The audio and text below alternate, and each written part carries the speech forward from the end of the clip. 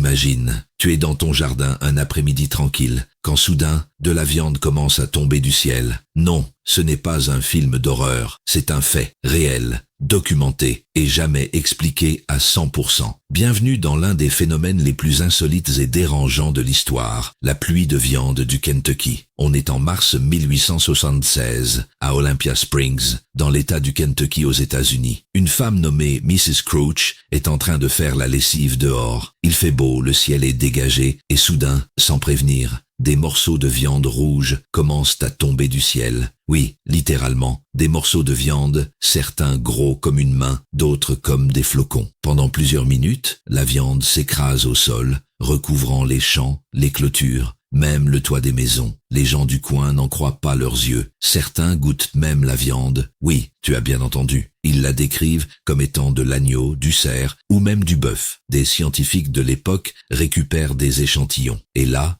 surprise, certains fragments sont identifiés comme étant du tissu musculaire, d'autres de la graisse animale, voire même du cartilage humain, mais aucune trace de sang ni de blessure sur le sol, comme si cette viande était tombée de nulle part. Les hypothèses les plus folles circulent. Une bataille céleste entre anges et démons, une punition divine, un rituel secret qui aurait mal tourné. Mais la théorie officielle? Un vol d'oiseaux charognards, probablement des vautours, qui auraient tous régurgité leur repas en plein vol. Sauf que aucun oiseau n'a été vu, aucun cri, aucune trace. Et pourquoi tous exactement au même endroit? Encore aujourd'hui, aucune explication définitive. Et la pluie de viande du Kentucky reste l'un des phénomènes les plus incompréhensibles et dérangeants jamais enregistrés. Alors, toi, tu crois à l'histoire du vautour, ou tu penses qu'il y a quelque chose de plus sombre derrière cette étrange pluie de chair? Abonne-toi pour d'autres histoires 100% vraies, mais totalement hallucinantes. Et dis-moi en commentaire, que ferais-tu si demain, il pleuvait de la viande dans ton jardin?